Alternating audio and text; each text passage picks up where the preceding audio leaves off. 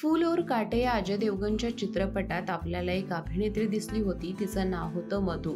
मधूने बॉलिवूडमध्ये अनेक चित्रपट केलं, पण पहिल्याच चित्रपटात तिने लोकांचं मनात राज्य केलं होतं.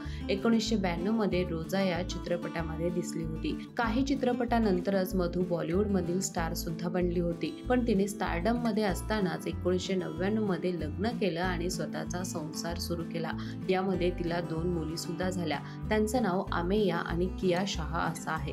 आता 33 वर्षानंतर पुन्हा एकदा ती सर्वांसमोर आली. त्यावेळी तिचा लूक बदललेला आहे, पण जेवढी ती त्यावेळी सुंदर दिसायची तेवढीच आता सुद्धा दिसत असल्याचं चाहत्यांचं म्हणणं आहे.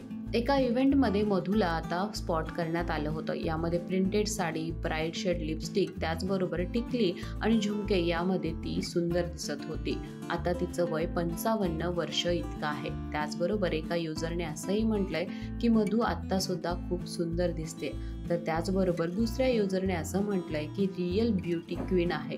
त्याचबरोबर मधू आता सुद्धा यंग आणि फ्रेश दिसते असंही म्हटलंय. तुम्हाला फूल और काटेमधली मधू आणि आत्ताची मधू यामध्ये नक्की काय फरक वाटतो, त्याचबरोबर तिचा अजून कोणता चित्रपट सर्वात जास्त आवडतो हे कॉमेंट करायला विसरू नका. आणि अशाच नवनवीन व्हिडिओसाठी माय महानगर मानिनीला जरूर सबस्क्राईब करा.